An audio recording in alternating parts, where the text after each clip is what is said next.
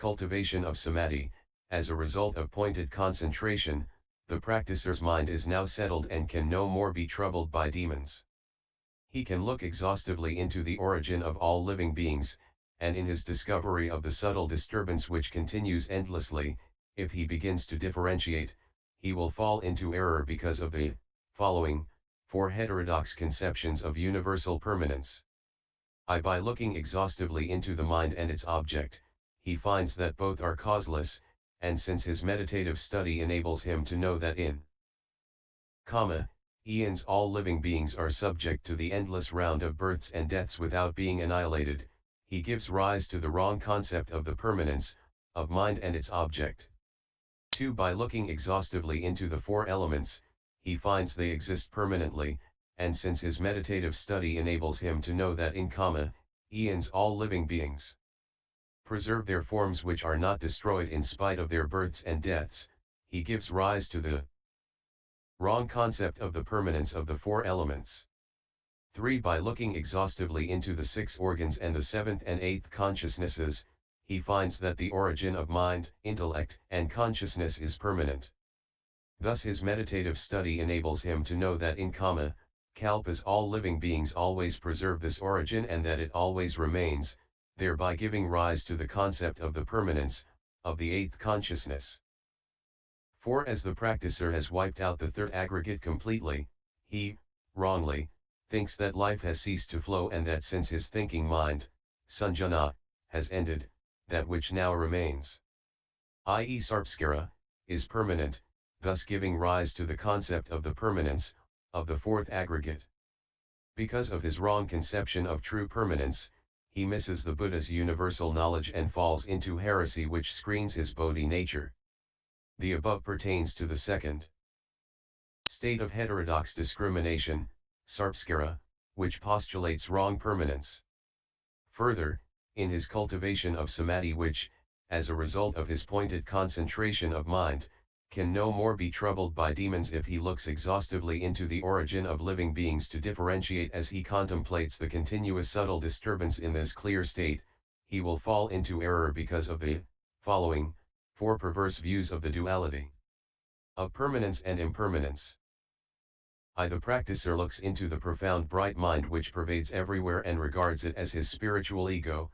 He finds that his ego, which is bright and unchanging, embraces all the 10 directions and that all living beings are born and die by themselves in his mind, thereby concluding that it is permanent and all those subject to birth and death are impermanent.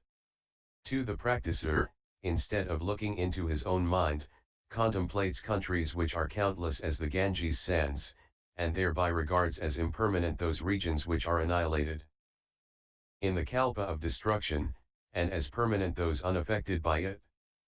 3. The practicer looks into his mind which, to him, is subtle and mysterious like molecules which penetrate everywhere and whose nature is unchanged, and can subject his body to birth and death simultaneously in every flash of thought. He regards that which does not decay as his permanent ego and that which is subject to birth and death and flows from his ego as impermanent. 4. The practicer who knows that after the 3rd aggregate has vanished, the 4th one flows continuously, will regard the latter as permanent and the first 3 aggregates which have already ended as impermanent. By so differentiating between permanence and impermanence, he falls into heresy which screens his bodhi nature. The above pertain to the 3rd state of heterodox discrimination which postulates the duality of permanence and impermanence.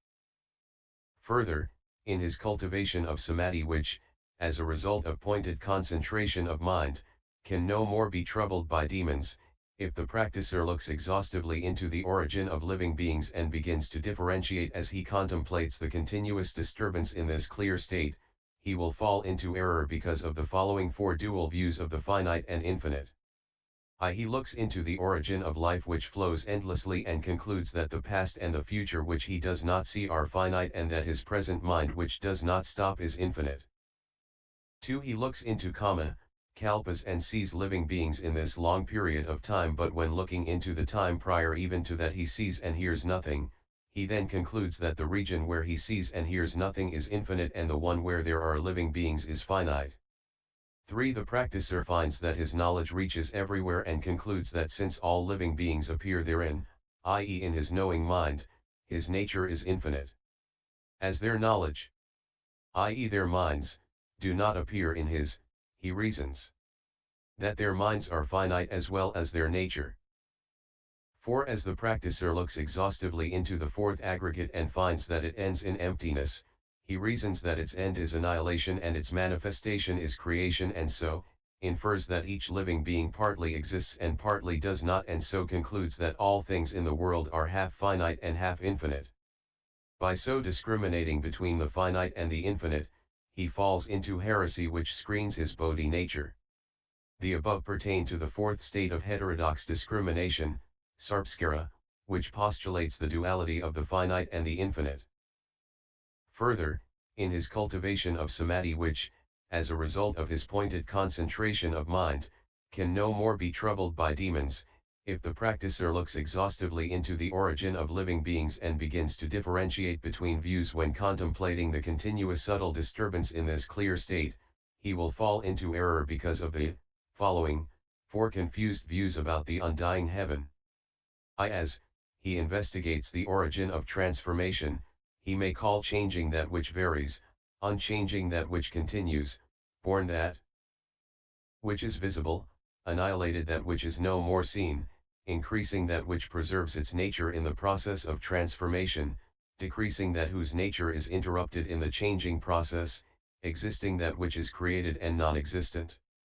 That which disappears, this is the result of his differentiation of the 8 states, seen as he contemplates the manifestations of the fourth aggregate. If seekers of the truth call on him for instruction, he will declare, I now both live and die, both exist and do not, both increase and decrease, thus talking wildly to mislead them. 2. As the practicer looks exhaustively into his mind, he finds that each thought ceases to exist in a flash and concludes that they are non-existent. If people ask for instruction, his answer consists of the one word nothing, beyond which he says nothing else. 3. As the practicer looks exhaustively into his mind, he sees the rise of his thoughts and concludes that they exist. If people ask for instruction, his answer consists of the one word something, beyond which he says nothing else. 4. The practicer sees both existence and non-existence, and finds that such states are so complicated that they confuse him.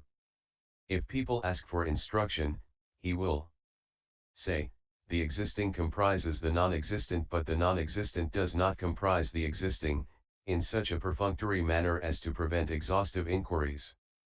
By so discriminating, he causes confusion and so falls into heresy which screens his Bodhi nature. The above pertain to the fifth state of heterodox discrimination, Sarpskara, which postulates confused views about the undying.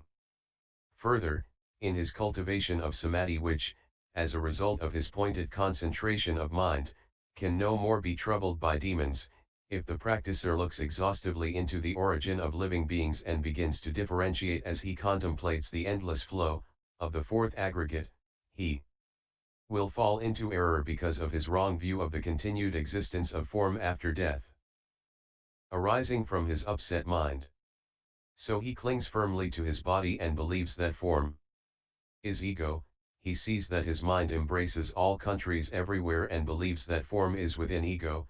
He sees that form is now restored to follow his ego, and believes that ego exists apart from form, and he sees that his ego continues to exist in the flow of Sarpskara and believes that it is within form. These are the 4 kinds of discrimination, arising from the belief that form continues to exist after death. Thus there are 16 kinds of such discrimination due to wrong contemplation of the first 4 aggregates, Rilpa, Vedana, Sanjay, unspecified currency, and Sarpskara. From then on the practicer discriminates between fundamental troubles, klesa, and fundamental bodhi as existing side by side without contradicting each other. For this wrong view that form continues after death, he will fall into heresy that screens his bodhi nature. The above pertain to the 6th state of heterodox discrimination, Sarpskara, which postulates the wrong view that form exists death. Further, in his cultivation of samadhi which, as a result of his pointed concentration of mind, can no more be troubled by demons, if the practicer looks into the origin of living beings and begins to differentiate as he contemplates the fourth aggregate, sarpskara, which will vanish in the same way the first three, rilpa, vedana, and sanjana, did before, he will fall into error because of his wrong view of the non-existence of form after death arising from his upset mind. He saw that form was causeless when rilpa vanished, that his mind was free from bondage when sanjana ended, and that all links were broken when vedana stopped. He now concludes that once the aggregates are no more, life deprived of vedana and sanjana is like grass and plants.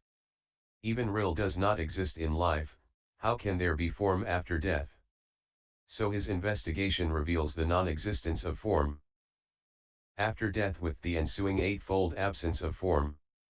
Hence his belief that nirvana has neither cause nor effect and that all things are void, have only, empty, names and are fundamentally subject to annihilation. For this wrong view of annihilation after death, he falls into heresy that screens his bodhi nature. This is the seventh state of heterodox discrimination, sarpskara, which postulates the wrong view of annihilation, akadadarsana.